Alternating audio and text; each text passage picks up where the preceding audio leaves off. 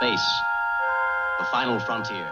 It's the one, my personal answer, my personal curiosity is just because I love seeing over the next horizon. I love seeing these strange new worlds. I like seeing how each one is unique. Each of these worlds that begins as a point of light in space turns out to be a place with its own unique geology and history and puzzles that we can solve by going to explore them. And every time we predict something, we wind up being surprised by what we find. So I do it because of that curiosity, the adventure, and just being able to see through the eyes of robots in places that no human in my lifetime will ever be able to explore. So that's my personal answer. But just because I'm curious isn't a good enough reason for me to demand that tax-paying public spend money on space missions. So there need to be other reasons than that. That's excellent. That's what I want to get. That's what I want to get to. For those of us that aren't so inclined, that didn't write Transformers fanfic, right? Why should we care? So there's a number of reasons. One is that it's immensely challenging, and the technological solutions that we develop to solve and address those challenges of getting to these places, of maintaining spacecraft there, of having small, powerful instruments, all of those developments that we do technologically to enable space exploration, that technology gets used on Earth in a wide variety of ways. And there have been many studies that have shown that when you invest money in the space program, you get a return on that investment that is many times what you put into it in terms of the value of the new technology you produce. Welcome to Think Bigger, Think Better, where we explore how you can apply insights from visionary leaders and the most provocative philosophers and scientists of our time to make your life and our world a better place. Here's your host, author and speaker, Paul Gibbons. Hey, welcome back to Think Bigger, Think Better. Let me ask you this. Have you ever read or listened to something so inspirational, not sad, that it makes you cry? When I was religious, it used to be Handel's Messiah. Maybe today, Keats' poetry. This next passage makes me cry tears of inspiration every time I read it. What's the background? When Voyager was 4 billion miles from home in 1990, Carl Sagan persuaded engineers at NASA to turn the craft's cameras back on Earth. Many questioned the necessity and advisability of this, but he prevailed. The image of a pale blue dot, no bigger than the stars you see in the night sky, inspired this. Look again at that dot. That's here. That's home. That's us. On it, everyone you love, everyone you know, everyone you ever heard of, every human being who ever was, lived out their lives. The aggregate of our joy and suffering, thousands of confident religions, ideologies, and economic doctrines, every hunter and forager, every hero and coward, every creator and destroyer of civilization, every king and peasant, every young couple in love, every mother and father, hopeful child, inventor and explorer, every teacher of morals, every corrupt politician, every superstar, every supreme leader, every saint and sinner in the history of our species lived there on a mote of dust suspended in a sunbeam. The Earth is a very small stage in a vast cosmic arena. Think of the rivers of blood spilled by all those generals and emperors so that, in glory and triumph, they could become the momentary masters of a fraction of a dot. Think of the endless cruelties visited by the inhabitants of one corner of this pixel on the scarcely distinguishable inhabitants of some other corner, how frequent their misunderstandings, how eager they are to kill one another, how fervent their hatreds. Our posturings, our imagined self-importance, the delusion that we have some privileged position in the universe are challenged by this point of pale light. Our planet is a lonely speck in the great enveloping cosmic dark. In our obscurity, in all this vastness, there is no hint that help will come from elsewhere to save us from ourselves. The Earth is the only world known so far to harbor life. There is nowhere else, at least in the near future, to which our species could migrate. Visit, yes. Settle, not yet. Like it or not, for the moment, Earth is where we make our stand. It has been said that astronomy is a humbling and character-building experience. There is perhaps no better demonstration of the folly of human conceits than this distant image of our tiny world.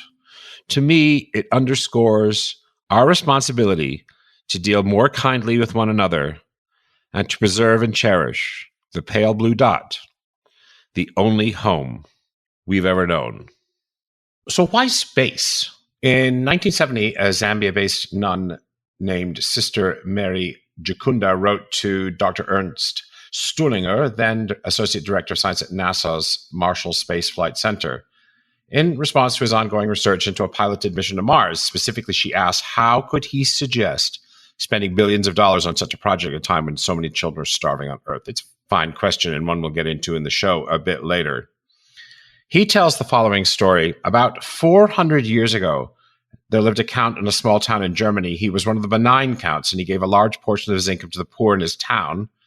There was much appreciated because poverty was abundant during medieval times, and there were epidemics of the plague which ravaged the country.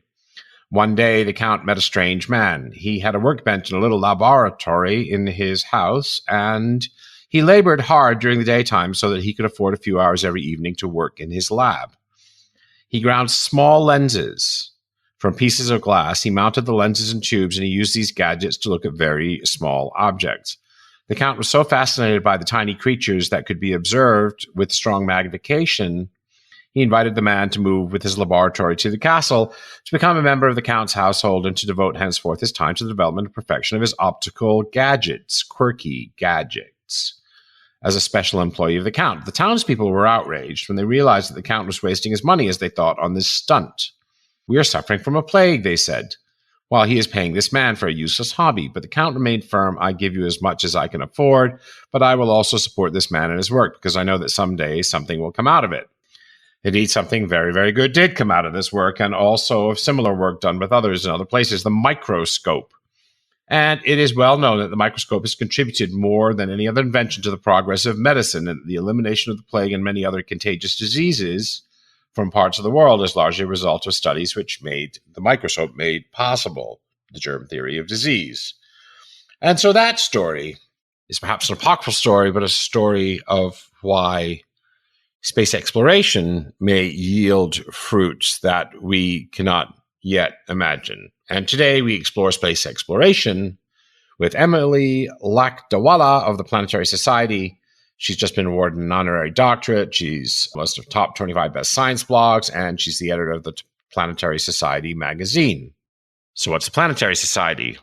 Well, their vision is to know the cosmos and our place within it, and to empower the world's citizens to advance space science and space exploration. It was founded in 1980 by Carl Sagan, Louis Friedman, and Bruce Murray. They saw that there was public interest in space, but this wasn't reflected in government and government's budgets. And as NASA's budget was cut again and again, they decided to found the Planetary Society. Today, the Planetary Society is under the leadership of Bill Nye, quote unquote, Bill Nye, the science guy, and is the world's largest, most influential nonprofit space organization. The organization is supported by over 50,000 members in over 100 countries and by hundreds of volunteers around the world. So we're grateful to have Emily with us today. Emily, welcome to Think Bigger, Think Better. So, Emily, thank you for visiting with Think Bigger, Think Better. Thanks for being here. My pleasure.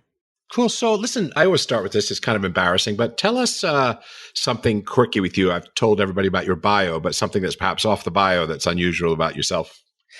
I once had a letter published in the Transformers comic book saying that I wish that there were more female characters. And from that letter, they published my address, and I had pen pals for the rest of my junior high and high school career. Sorry, that is surprising. That's wonderful. Mm-hmm. I also wrote a lot of Transformers fan fiction. Oh, did you really? I did. Back in the day in high school. With all my female characters, of course. I think that's so amazing. Wow. Now, we don't see that on your CV, so I'm glad I asked. My alter ego was a Decepticon who transformed into an SR-71 Blackbird jet. I'm embarrassed to know, even though geeky as I am, I don't know what an SR-71 Blackbird jet looks like, but there you go. All right. That's fantastic stuff.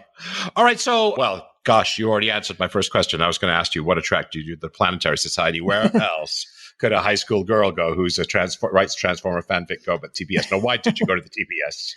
Well, I've always been into science as well as art. And I went to college and became a geology major because it was such great fun. I went to Amherst College, which is in central Massachusetts. We had all of our labs were outdoors in the fall color, and it was just stunning. And the school is a liberal arts school, and the geology was the science that had, I think, the least amount of math. So all of these, history majors and English majors and music majors, they would also take geology classes, and many of them would get sucked into a geology major along with me. So it was a really dynamic group of students. I loved geology very much.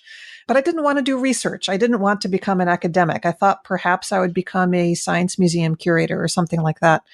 But for grad school, I wound up going into planetary science because who wouldn't love studying geology on other planets? And I was actually looking for work in the museum field when I stumbled across a job posting for the Planetary Society, and I've been there ever since. That is so cool. And we're coming up. I shouldn't say to people, but it's coming up for your 20th anniversary, not too long from now. So congratulations on that. Yeah, it's kind of amazing that I've been here that long. But yep, I think space is dynamic enough that it's always fun. Yeah, it's great. Well, these days, nobody stays in anything for 20 years. Marriages, jobs, political office, thank God. It's funny that you mentioned that because I got married right before I joined the Planetary Society. So both of those things have lasted the same amount of time. And hopefully, if there's any change in my employment, it won't change my marriage status. All right, then, cool. So your job is part artist, right? I mean, you're a scientist and someone who's an advocate for public understanding of science, but you're also an artist curating beautiful images. Is that accurate also? Yeah, I see myself as an artist working with the space image data. All these spacecraft that travel all over the solar system, almost all of them have cameras, and the pictures they return are beautiful on their own. But sometimes the images could, with just a little bit of work, be made really beautiful. And so I apply various Photoshop techniques, as simple as cropping and contrast. But sometimes some of these images require quite a bit of work. There may be image blemishes, cosmic ray hits. There may be images that have been taken through multiple filters that you can combine to make color views. And there's all kinds of other fun image processing work that can take this raw space data and make really gorgeous pictures. And I love to do that. I also love to support the community of international space image data artists who are working on the same day that I am, and often to much greater effect. And so I started a gallery, a database really, of amateur process space images that I host on the Planetary Society's website. It's named for Bruce Murray, who was one of our founders. And the reason that there was a camera on the Mariner missions to Mars, so that's very appropriate. And so the Bruce Murray Space Image Library now is the largest repository, I think, of amateur process space images, and has some really glorious and unique pictures you won't find anywhere else. We don't think of that as art, right? Think of art as like Picasso-y stuff and everything like that. That's quite extraordinary.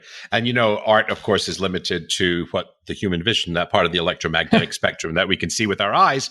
And here we have art that's based, I assume, on infrared photography, on radio telescope imagery, on ultraviolet photography, I guess all of that, right?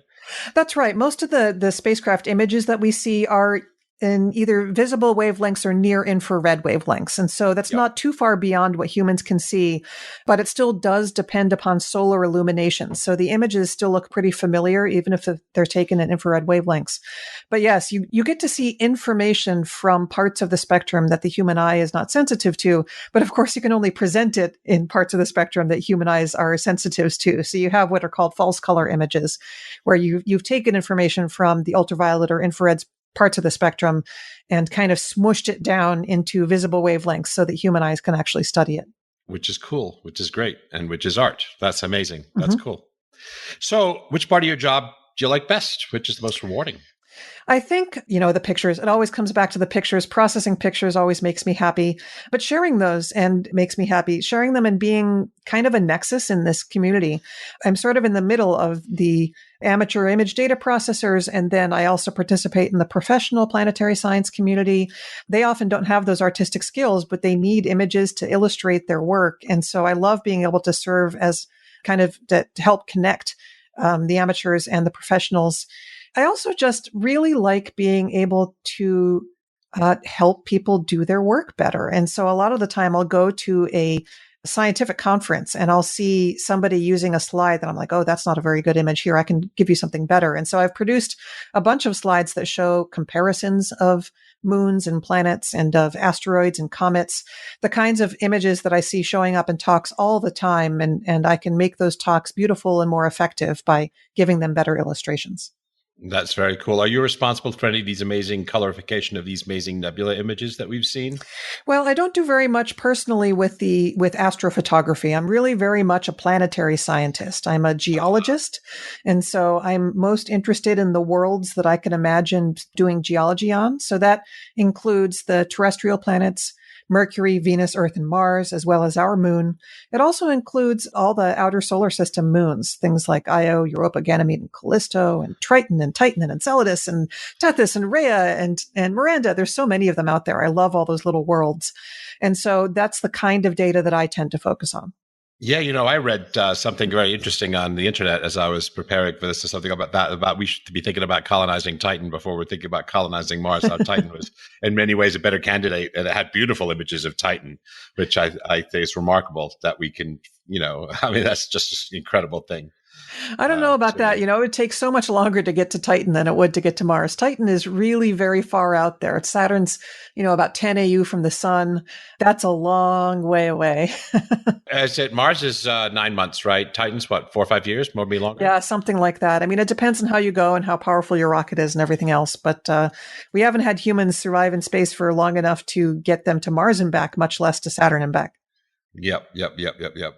So let me ask you this, the spiritual question, if you will. Why explore? Well, it's not just got a spiritual answer, but it's kind of a spiritual question, is why explore space? Why are we doing that? Well, I'll give you a couple of different answers. The one, my personal answer, my personal curiosity is just because I love seeing over the next horizon. I love seeing these strange new worlds. I like seeing how each one is unique. Each of these worlds that begins as a point of light in space turns out to be a place with its own unique geology and history and puzzles that we can solve by going to explore them. And every time we predict something, we wind up being surprised by what we find. So I do it because of that curiosity, the adventure, and just being able to see through the eyes of robots in places that no human in my lifetime will ever be able to explore.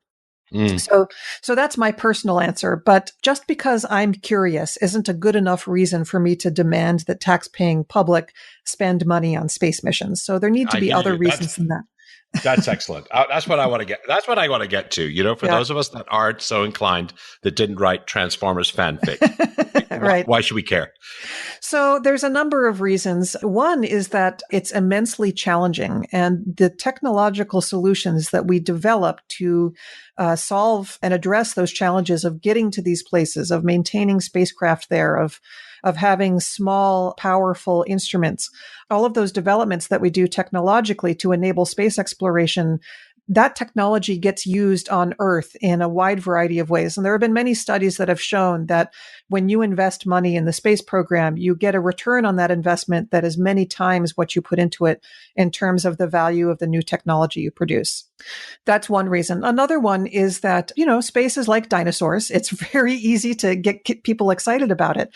And just as every kid who plays baseball in school isn't going to be a professional baseball player, but yet they learn all the value of teamwork and sportsmanship and physical fitness and all of that. Not every kid who wants to be an astronaut or the next Neil Tyson is going to become a planetary scientist, but they'll learn science. They'll learn about how to solve scientific problems. They'll learn about how to address things from a scientific point of view. And they'll be much better and more informed constituents than they would have been if they had avoided science. So space science and exploration, I think, are inspiring to children to lead them into science and technological careers. That's sort of very good reason. Very good reason. Mm-hmm. What about money? Is there money in space? No. Okay. So probably sometime in the future, yes. But if you're asking about things like space mining and stuff like that, those sorts of activities will, I believe, only make economic sense if what you're mining is going to be put to use in a future space economy. All right. Okay. Yeah. So you're not going to go to space to mine some material and then bring it back to Earth. I think What about rare earth metals, for example, like that? We're running out of those, that we have in our phones every day. I think it'd be a lot cheaper and better for everyone to develop new technology alternatives to the use of rare earth metals than it would be to go out and crunch up asteroids to get at the tiny quantities of rare earth metals that they contain. So I think that space mining makes sense if what you want to build is a space economy of more mines and people out there working the mines and people out there living in space and doing things in space. And I think humanity's future does lead in that direction. But it's hard to see a business case right now for bringing the stuff back to Earth. So we'd want a space ecosystem, but you don't do the mining first as part of a, well, maybe you do. I mean, maybe you invest in that just because you think it's interesting and you want to bring about that future faster. And you want to be one of the leaders in that development. I think that all of those are valid reasons to do it. We don't have to invest in economy just because we want to get rich. We can also do it because we want to leave our mark on the future of what humans do in space. And so those are all valid reasons as well. That's cool. Did you finish? I may have interrupted you as you were about to offer a third reason for why explore space. You talked about the inspirational value, if you want, for a young generation of scientists who see themselves perhaps doing something like this. Was there a third reason? I can't remember. Yes. Research and science in space, we do it in part because we're curious about the other worlds, but it's also because it'll teach us about our own planet as well. The history of our planet, the future of our planet, the kinds of science that we're doing on Earth right now in terms of trying to understand climate change. A lot of that was developed in order to study the weather and climate of other planets. And by studying other planets and testing our models against other planets, we can help to protect our own. By studying the sun, we can learn to protect ourselves from and mitigate the effects of solar storms. By looking for and discovering asteroids, we can potentially discover a hazardous one to us while we still have time to do something about it. So it's also about protecting our own planet. Very, very good. Well, public is paid for, as you rightly say, from public monies mostly, for now anyway. And public enthusiasm seems to ebb and flow. So I guess, what's your barometer reading of where it is now? And let me ask you this from a funding point of view. Is there a trade-off in the research agenda between stuff that the public gets excited about and will endorse and stuff of scientific value, basic research? How much are the people who are, creating these 10 and 20 and 30-year projects sensitive to what the public has got appetite for paying for? Well, of course, scientists are not all one block. There's a lot of different kinds of scientists out there. I do find that space scientists tend to be more outspoken than other kinds of scientists I encounter, just as in general, about the importance of giving back to the public that paid for their science. So most, not all, but most planetary scientists are committed to doing public outreach, to giving talks, to appearing in classrooms, to sharing their data, to telling their stories, and making sure that the public understands what's going on with their space missions. Yeah, that's fascinating to me because because it's not just because it's the big bucks, right? I mean, space isn't necessarily any bigger than building the CERN, for example, particle accelerators, or the LIGO, or anything like that. So why is it that space scientists have this sort of deep commitment to public understanding of science and public support for their work? Why is that? I'm not really sure why. I think it's just part of the culture of planetary science.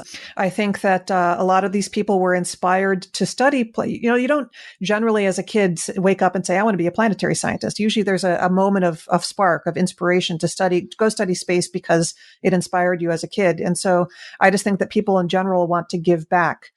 There's both an altruistic reason and a self-serving reason, because spacecraft are kind of expensive and it takes public support. People are aware that they have to stoke public interest in order to make sure that the public continues to advocate for the future of space exploration. But people just genuinely love talking about their planetary science work. I do think that sometimes there is a little bit of a disconnect between what scientists want to do next and what the public wants to see next. So right. I think that, like I mentioned before, that Bruce Murray was visionary in saying we need to put cameras on spacecraft because we need to show the public what Mars looks like up close, and that'll help the public understand why we're doing what we're doing. We've recently seen the first Mars mission to go to Mars without a camera. That was MAVEN. It's studying the upper atmosphere of Mars and didn't need a camera, but you have to ask, is it really serving the public as well as if it had a camera? It's interesting to compare that to the Juno spacecraft, which is at Jupiter. It's studying the deep interior of Jupiter and also did not need a camera. But I think pretty much everybody on the Juno mission agreed it would be a crime to send a spacecraft all the way to Jupiter without a camera. And so they put on a very small one just for the purpose of taking images that would be useful for public outreach. So JunoCam isn't technically a science instrument. It doesn't have a science team. They put their data out there for the public to process, and the public has risen to the challenge and produced really gorgeous images from this public camera. And so I think there are missions out there. There are goals that the scientific community has that are good goals for science, but it's a lot harder to get the public excited about them. If you're studying magnetospheres and solar wind and atmospheric constituents. You can explain why all of those things are very important scientifically, but it can be a little bit tougher to get the public enthused about them. Well, do you know what I'm thinking about this? I mean, this is kind of an opinion that I've just formed, so it may not be very valid, but that there's almost a template here because there's a sort of, I'm very much a pro-science guy. A lot of my show is public understanding of science. But one of the things is there's a level of entitlement, perhaps you might say, with scientists who, many of whom still spend taxpayer bucks, Yeah. National Institutes of Health, the National Science Foundation. And there's not this deep sort of almost you call spiritual commitment to making sure that their work is understood in the public sphere. There's almost I find it disturbingly, particularly with climate science. So there's a sort of a trust me, it's not strictly true, but trust me, I'm an expert, or the Centers for Disease Control, and not really willing to invest the time that planetary scientists and space scientists do in really getting the public excited and behind them. Maybe it'd be unfair to ask you to comment on that, but it strikes me as one of the things that I will say about that is that space science, in a lot of ways, is a lot easier to explain. I mean, so the science is always motivated by questions. And so The questions that we're asking in space science, the answers may be difficult to come by, but the questions are very easy to explain. Things like, why is Venus different from Earth? Anybody can look at Venus and look at Earth and say, those are the same size, they're made of the same stuff, but they're very different right now. Why? And that is actually a motivating question behind Venus research. Similarly, are we alone in the universe, or is there life elsewhere? That is another fundamental motivating question in planetary science, and it's very easy for everybody to understand. Whereas the kinds of questions that are being asked now in health research and, other lines of research it's much more difficult even to explain the question in a lot of ways. Physics is impenetrable to most people. Well, it doesn't have to be quite that impenetrable. And I think that scientists in general should do a better job of trying to step back and help people understand how their research fits into the big picture. But I think it's one of the things that attracts a lot of us to planetary science is that you can talk about it at parties. But there you go. Yeah. So, all right. Well, let's get down to some nitty gritty stuff here. Tell me a little bit about the cool projects that the TPS is working on right now. I'm also curious, how it's funded. And I'm specifically interested in how listeners who are so inspired might contribute. So what's hot and what can people do to support some of that? Well, the Planetary Society is a nonprofit organization. It's the world's largest non-governmental space interest organization with more than 50,000 members in, I think, more than 100 countries. And so we're primarily funded by the dues and the donations of those members. Everybody pays an annual membership fee, and then we do appeals year round to help fund specific projects. What's that, a few $100 or what is it? How much is it? No, it's much cheaper than that. I think it's about $50. It depends on where you live, and there's student memberships and so on. Yeah. Actually, you know what? That's wrong. It no longer depends on where you live. Our membership fee is now the same for both Americans and for United States residents and for everybody else. Well, it's the price of a steak dinner. Let's get right down to it. Ain't much. A cheap steak dinner, actually. Cheap steak dinner for one. So it's not a lot of money. So there's three main areas that we focus our efforts. That's on exploring the solar system, on searching for life in the universe, and on protecting our planet from the hazards that exist in our solar system, primarily hazardous asteroids. And so talk us through those three then. Yeah. So exploring the solar system, we do things like advocate for more space missions, for more funding for space missions. So our advocacy is primarily focused on that. And primarily the advocacy is directed in the United States because it's the biggest spender, and also because voters have such a direct ability to get in touch with their lawmakers and actually express an opinion and be listened to. It's really surprising how few voters it takes to place those phone calls to have an effect on their elected representatives. So there's that. We also educate people about what's going on in space exploration and try to get them involved through various contests, things like naming contests. We ran the contest that named the asteroid that's being visited by the OSIRIS-REx mission. It's called Bennu. So that's the kind of stuff that we do in exploring our solar system.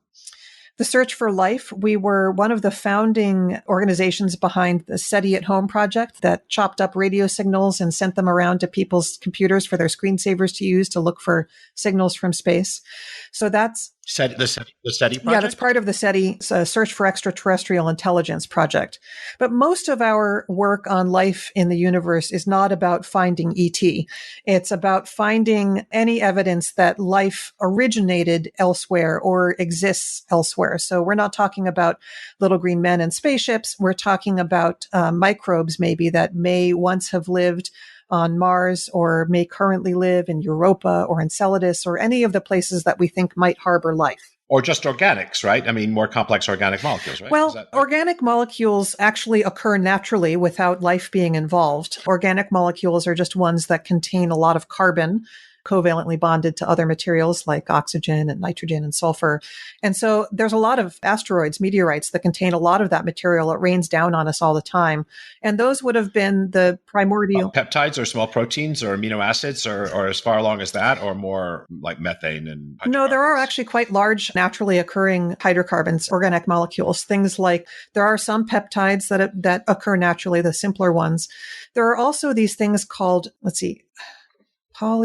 I'm not going to remember, PAHs, aromatic hydrocarbons, but they're polycyclic aromatic hydrocarbons. So they're polyaromatic something. Polycyclic aromatic hydrocarbons. So these are carbon rings that form and bond to each other and form these very large molecules that are all naturally occurring. So this would have been the material that would have been raining down on all the planets, providing the building blocks potentially for life to originate not just on Earth, but also elsewhere, like perhaps Mars, even Venus or Mercury, early in the solar system's life cycle, could potentially have harbored life, although they're very inhospitable to life right now.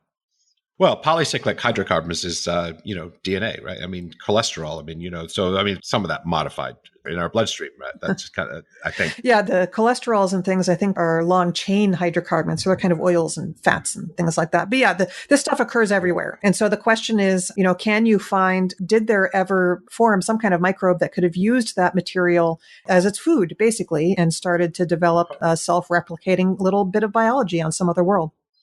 So how far along are we? How far along are we from the claim that, yes, there once was or there now is life outside Terra? And, both in two ways. How close are we to being able to categorically answer that question? And then if we can answer it positively now, how long might it take us to do so? Well, of course, it's impossible to prove a negative. So of course. We've been looking for a long time, and we have not found any slam dunk evidence for life elsewhere.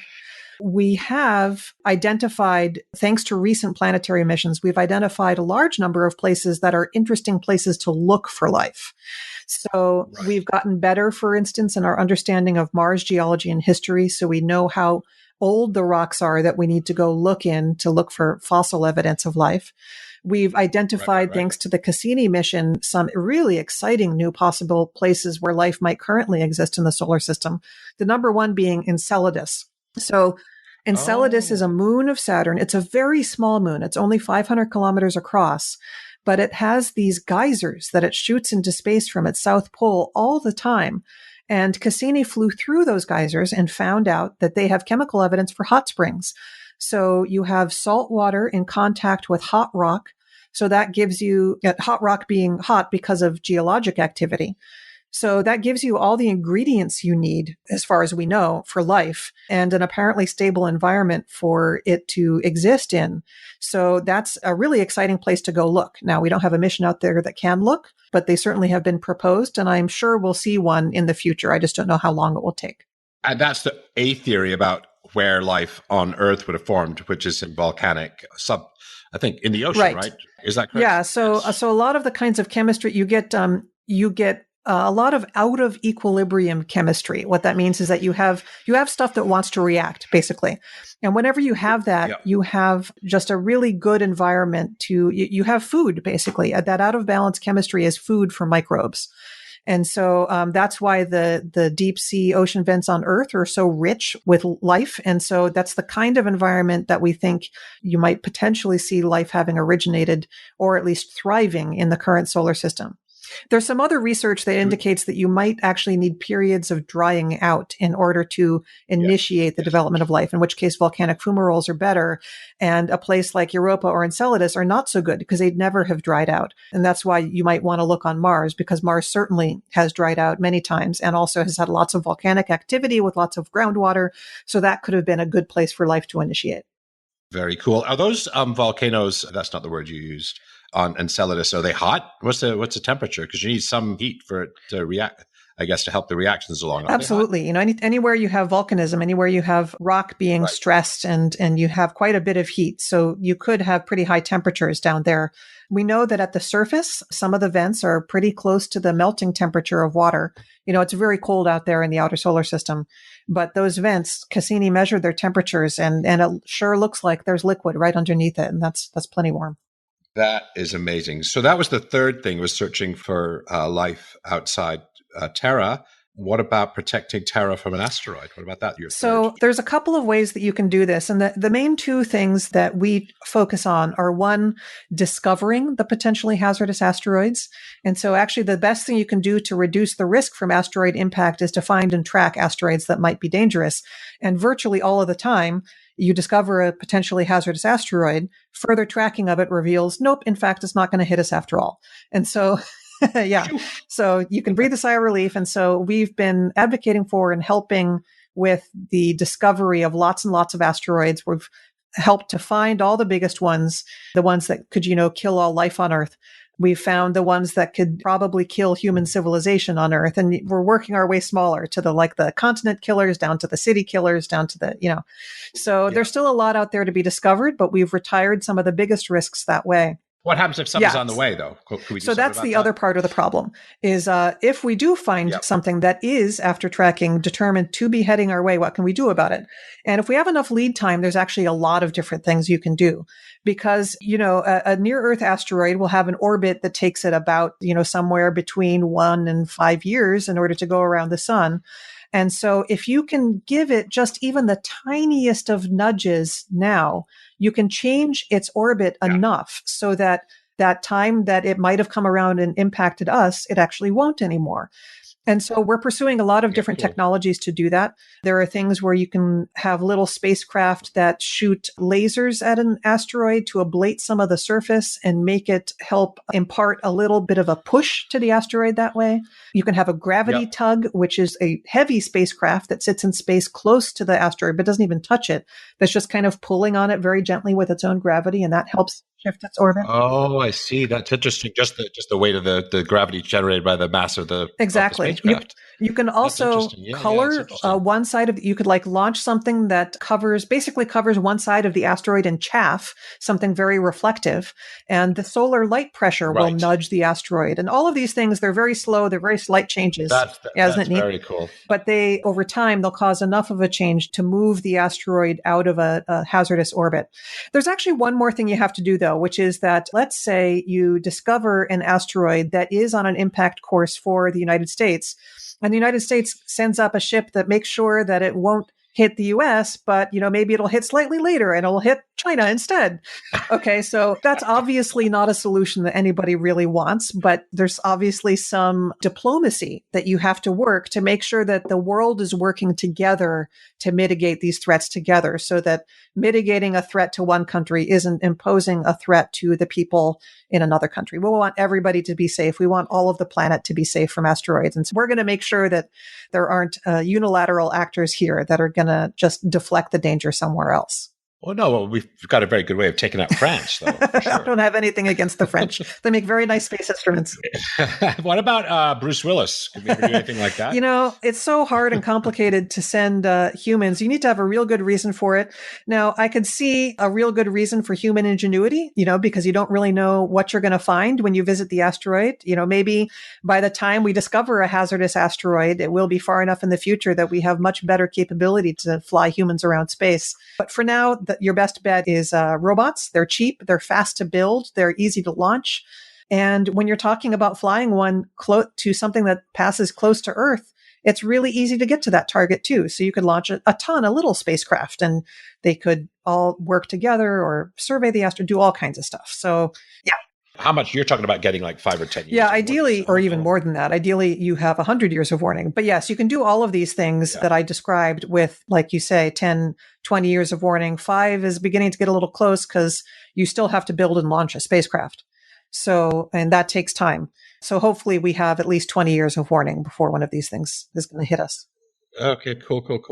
All right. Okay, I'm going to take a detour and then we're going to talk a little bit about Mars. I'm a Marsaholic. What are the top 2 space movies of all time? Oh, geez. I'm not such a movie-holic.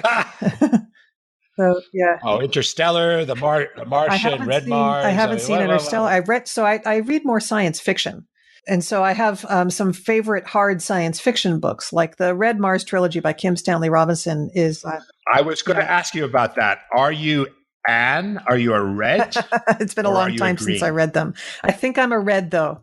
I think that I'm the sort of person who doesn't want to leave such major changes behind me. I think that I'm not entitled to Mars. Mars has been there for a long time and it's going to be a long time there after I go. And so I want to make sure that my descendants aren't cursing my name for any rash actions I took during my lifetime.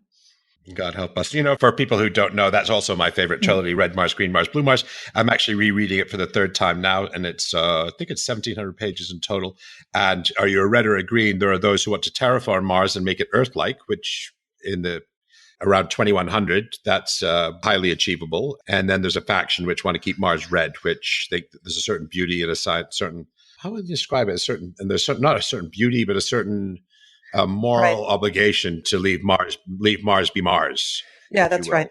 So that's the tussle. That's my favorite trilogy. I'm halfway through Blue Mars now, actually rereading Blue Mars for the 3rd time. All right. You've never seen Interstellar, which means we should end the show right now. I have seen The Martian, and a lot of people ask me what I think about it because, obviously there are inaccuracies and things like that. But those kinds of things don't bother me in movies. Especially, I feel that the things that were not quite accurate in The Martian were inaccuracies chosen for the express purpose of making it a better movie. And far be it from me to say you have to make this movie more dull or the film look worse because the spacecraft doesn't look quite right. I like the spacecraft. It's pretty. Well, it's doing its job. And by the way, Interstellar is all about exoplanets. It's a very cool movie. It might even be up there among my favorites. But anyway, I won't try and persuade you. I'm sure other people have said that to you. What would you say to a Marsaholic? There are people that think we can get a human on Mars by 2030 and a colony by 2035. What's your view on, first of all, is that a worthy goal for a spacefaring civilization to pursue in that sort of timeline? And I know those kind of timelines are realistic in any sense. Well, my personal point of view is what's the rush? I think that Mars being one of the places where we think life may once have begun and where it may even exist now, it's going to be much harder to tell Mars life from Earth life if we have contaminated Mars with a lot of Earth life. What's that? Already have, right? Is that right? Well, we certainly have transported microbes to Mars, but I think it's an open question whether the microbes have actually set up shop there and successfully eaten and reproduced and done all the things that microbes have to do to be called life. So I'm not in any hurry. I also think that I want to make sure that we're going with a philosophy that will include everybody in this adventure, that it isn't just a few, wealthy venture capitalists who are I want everybody to be involved. And I want it to be done with thoughtfulness, so that we're not despoiling something. We are, as you say, letting Mars be Mars. And that our descendants won't curse our names for whatever we did to pollute the planet. So I'm not in any particular hurry. One of the things that I want to make very clear that that's my personal point of view. It's not the view that's held by the Planetary Society. The Planetary Society, they're more of a descriptivist than a prescriptivist when it comes to goals in space. We represent a large number of people, and a large proportion of our membership is very excited about sending humans to Mars. And so our point of view and the center of our advocacy is, how can we do that? What's the most reasonable first step? We do believe that working in near Earth space, places like the moon, can be important stepping stones on the way to Mars, but we also don't want them to get stuck. We think that Mars is the destination. We think that there are intelligent ways to go about doing the first human mission where you wouldn't actually put the humans on the surface of Mars. You would have the humans in orbit teleoperating robots on the surface. And that would get around these contamination concerns. It would take advantage of the human brain power problem-solving skill by being able to operate rovers or other vehicles in real time, which we can't do right now with Mars. Yeah. But it would also allow you to not have to face all the difficult and expensive problems of getting the humans safely on the surface with a large enough habitat to live in that is self-sufficient, and then bring them back. So we'd build it from orbit, basically, what you're saying, in real time. We'd build it from orbit, and you'd operate from orbit. You'd have a station in orbit that would be a comfortable, survivable kind of space, the kinds of which we've sort of built before, although the International Space Station is far from self-sufficient. We have a lot of technology development to do to make a truly self-contained human habitat. We don't have that yet. And so we also support the kinds of technology development that you need to do in order to make us more ready to do that kind of deep space exploration. Sure. And why not a self-sustaining habitat first on the moon? Because, I mean, if something goes wrong on the moon, you're only a few days away. You can, whip people off the surface. That's right. You could do it today, right? Probably if you had to, right? Yeah, it's a really good place to practice and develop all that technology for self-sustaining habitats. And now we have water, right? Now we're 100% we have water. So self-sustaining is more within reach than it was before we had water, right? I mean, and you mentioned asteroid mining to me early on. One of the most valuable things that you can mine from asteroids in space for use in space is water. Asteroids are full of water, and that water can be used to, astronauts need water, but we also can use it to make hydrogen and oxygen, which is a fuel, the oxygen that we need to breathe. The water is a very useful shield against radiation. So it sounds weird, but one of the main goals for asteroid mining for the future of humans in space is getting water. Very much, very much.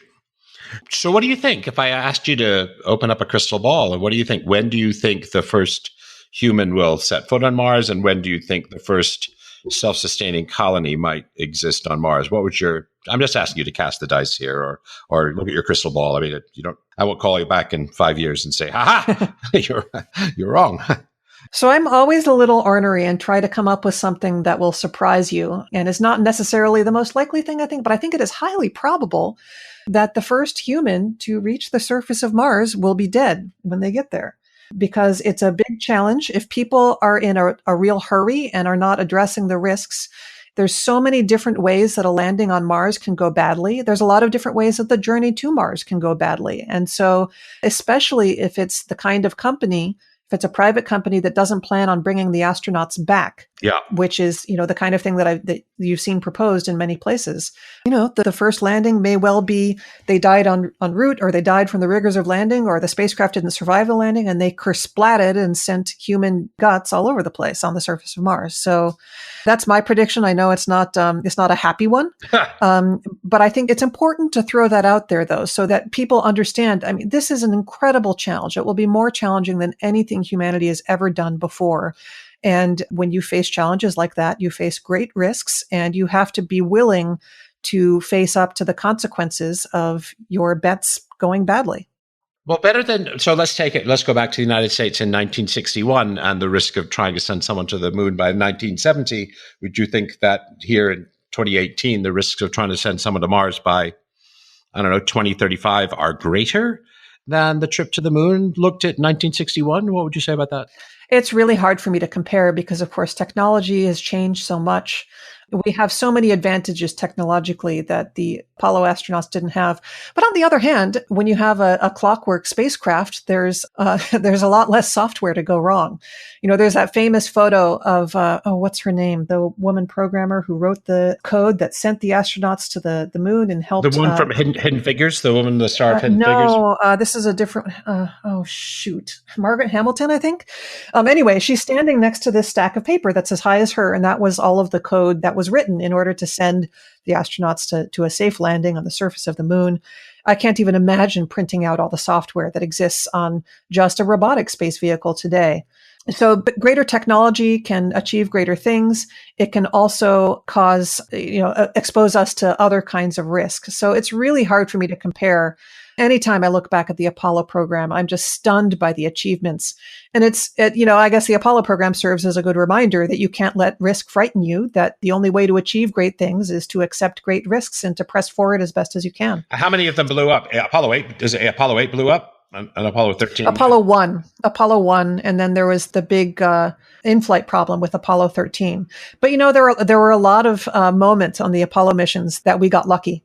But then again, you don't get lucky if you don't take risks. So I'm not telling people not to take the risk of going to Mars. I just, I hope that people take acceptable risks and don't ignore risks that could wind up causing unnecessary death and suffering. Well, what's cool about this is for a space advocate, you're actually not full of, incredible human hubris. I mean, there's a certain, wanting to preserve the Mars aerosphere or biosphere or whatever you like to call it before we get down there. But, discovering whether there might be, in fact, life, have been or is life on there before we, our own microbes and human animal cells find their way onto the surface.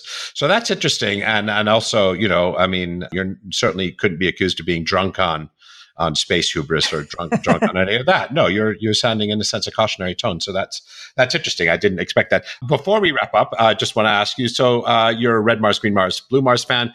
Any other top either nonfiction or, you haven't asked you about your book. So tell us what your book is. Tell us one awesome science fiction book that everybody has to read.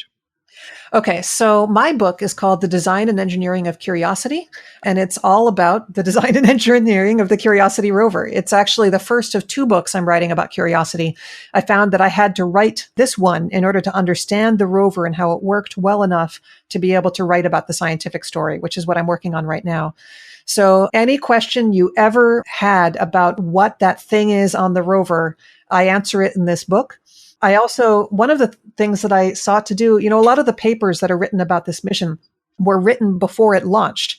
And so things as flown are never quite the same as things as planned.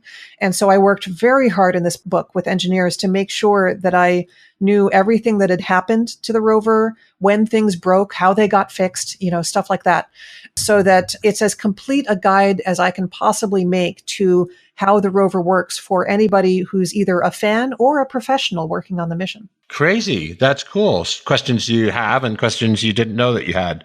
Yes. That's great. And what about, where would you steer people want to read some cool stuff about space that you think is hard? You talk about hard science fiction, which is also my favorite. What's your fave there? It's pretty hard science fiction, but a book that I'm always recommending to people, and that people often haven't heard of it, is an old book by an author named C.J. Chera. It's called The Pride of Chainer. It's a book about the main characters are these alien sort of cat people, but she's so good at developing characters and personalities. And one of the main events, the central plot line in this book, is that an alien suddenly escapes the confines, that this alien was imprisoned by another group of aliens. And this alien runs to these cat people's ship and gets on board. And you realize soon that it's actually a human, but nobody's ever seen a human before. And so you see this human through the eyes of these aliens. And it's just fascinating because you can't tell if the human is actually not quite sane, or if it's just that the aliens just don't understand humans, or it's just absolutely fascinating. Really great stuff, really dramatic. I would have bet money you couldn't have named a science fiction book I hadn't read. Now you've just done it. All right. All right. We'll definitely check it out. Links to all that in the show notes, links to Emily's book in the show notes, links to the Planetary Society in the show notes, links to red Mars, green Mars, blue Mars in the scientists, links to some images if you want interested in images of Ryugu or Hayabusa or some of the things they haven't quite got to today. So in respect of Emily's time, we're going to perhaps draw a line under it. Emily, any final thoughts or words for listeners, what they can do? Just come to our website at planetary.org and follow the adventures of all the spacecraft exploring the solar system. Very, very cool. Thank you. That's absolutely marvelous. Thanks very much for your time.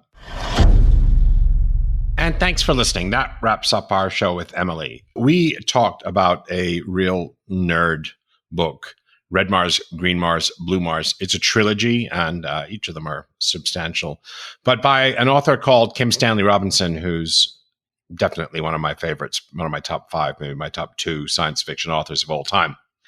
So here's the question. What would happen if 100 of the greatest minds on Earth, accompanied by their therapist, just in case of psychological emergencies, built a colony on Mars, perhaps starting around 2040? What makes Kim Stanley Robinson such a great hard science fiction writer is his grasp of engineering, of biomedicine, of space science, areology, which is geology for Mars, physics, chemistry, and more. But what makes the book special is not that stuff, but the social science stuff. What kind of society? Would it be capitalism? If not, what? Would it be a democracy? But what about minority interests? Would it remain an Earth colony or seek independence? Would it be terraform it to make it more Earth-like? Which is certainly going to be possible in the sorts of timescales the book talks about, starts in 2040, and the whole trilogy goes for hundreds of years. Or would we try and preserve the aesthetic and scientific purity of Mars? So that's a question that the book really tries to get grips with. And as you can perhaps tell by the progression of the colors of the trilogy, Red Mars, Green Mars, Blue Mars, the terraformers win, but not without a struggle. So a great book, and I put a link to it in the show notes if you're interested. It's certainly, definitely, if you're a sci-fi nut, worth a read. And even non-sci-fi people I've recommended it to have said it's been marvelous. On another note, I'm looking forward to the second season of Ozark, which starts in a few days. If you haven't given that show a whirl, check it out. It's somewhat like Breaking Bad, but it's set in roughneck country in, surprise, surprise, the Ozarks. So definitely worth a watch. And thank you for listening to Think Bigger, Think Better. Remember to review the podcast on iTunes and tell me so that I can send you a free book by one of our best-selling authors, or support it on Patreon for as little as $5 an episode. In fact, maybe even as little as $1 an episode. Or join our new Facebook page, which I creatively called Think Bigger, Think Better, where discussions of our topics are already starting to happen. And now I'll leave you with the voice of my favorite leader. Thanks for listening. Space, the final frontier. These are the voyages of the Starship Enterprise. Its 5-year mission, to explore strange new worlds, to seek out new life and new civilizations, to boldly go where no man has gone before.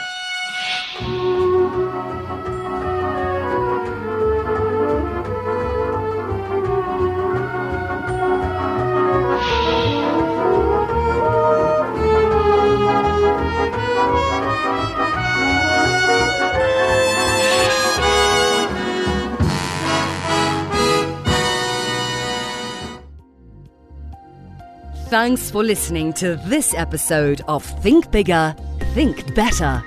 Great ideas are great, but this isn't gospel. Share your critical thinking in the comments. Where do I disagree? What insights were most powerful? If you got value, don't forget to share the value by sharing the podcast. Finally, to get information on book and blog releases and new video content, head over to paulgibbons.net and join the community of thinkers talking about using science and philosophy to make our world a better place.